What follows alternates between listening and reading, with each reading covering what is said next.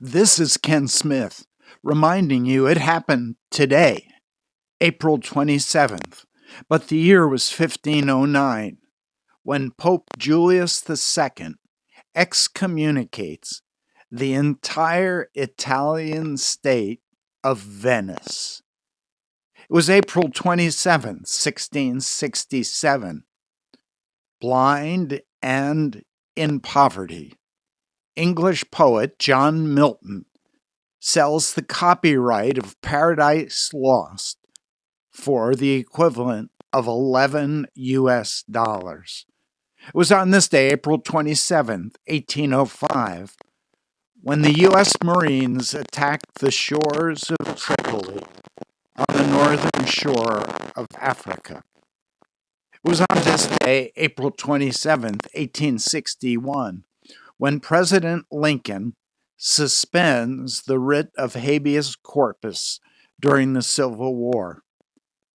It was that habeas corpus that guaranteed the right to a fair trial. It was on this day, April 27th, 1956, that undefeated world heavyweight boxing champion Rocky Marciano retired from the ring.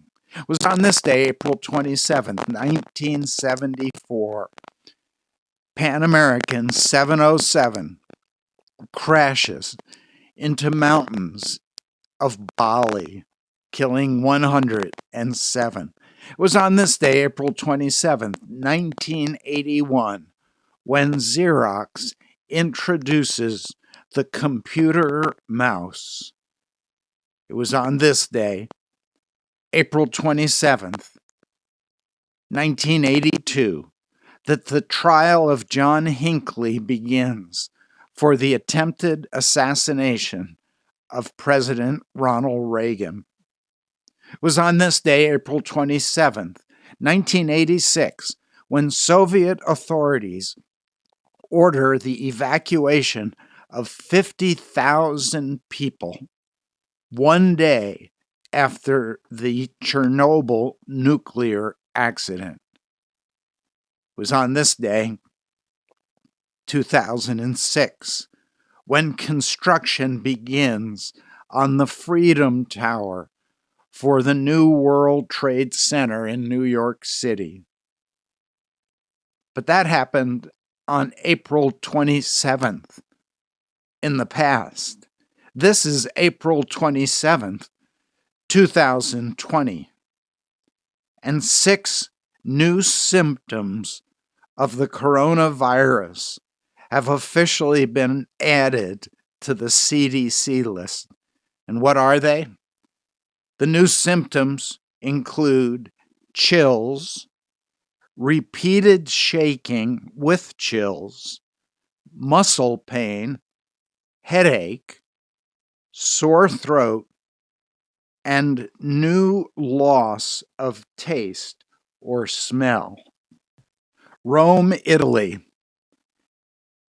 The Catholic Church has been dealt a severe blow in its finances, having temporarily lost its largest single source of income from the Vatican Museum, which yields revenue of some $43 million a year.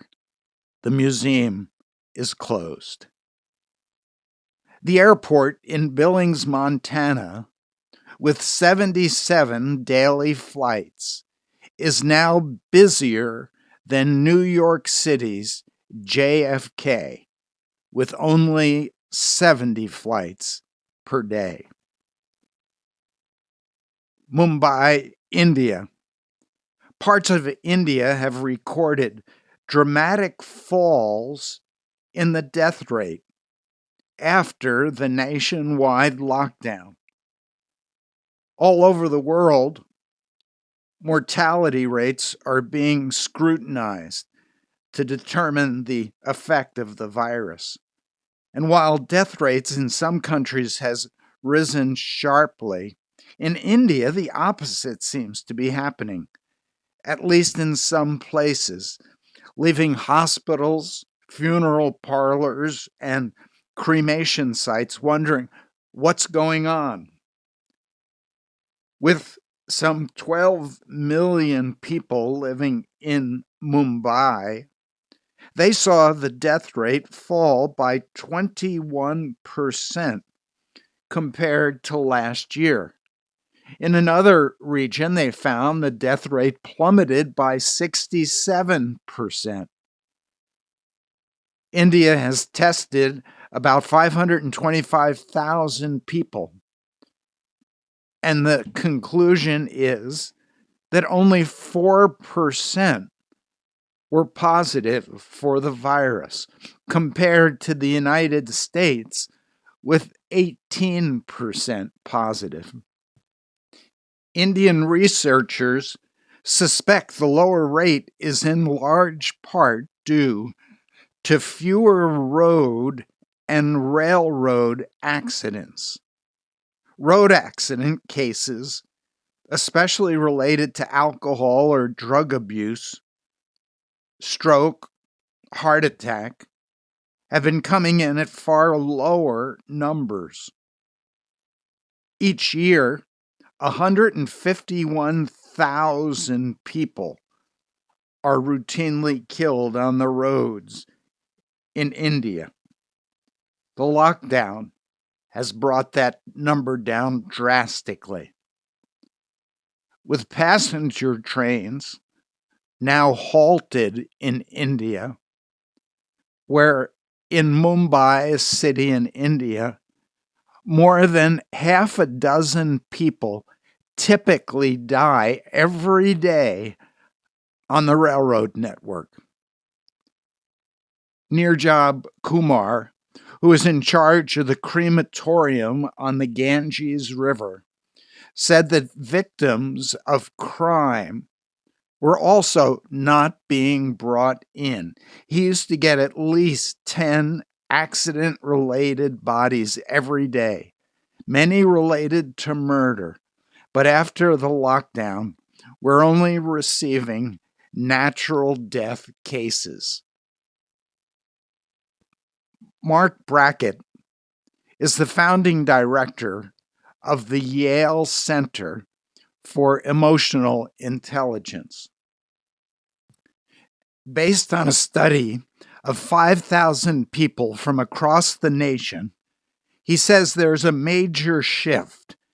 95% of the emotions that people are coming for counseling are focused on anxiety, stress, and fear.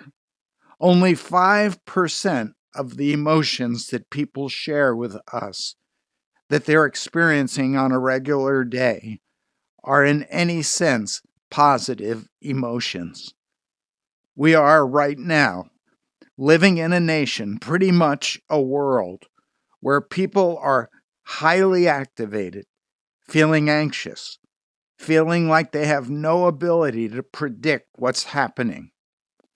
They can't control what's going to happen, and that it might last forever. It's really putting our nation in a terrible place regarding mental health.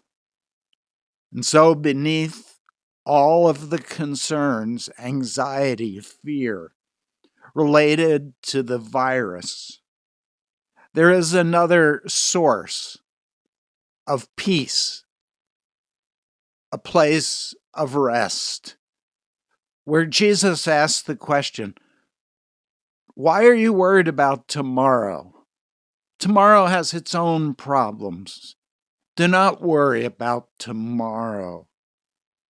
That you and I can experience the peace of God, which passes all understanding. Why? Because this is the day the Lord has made. We can rejoice and be glad in it.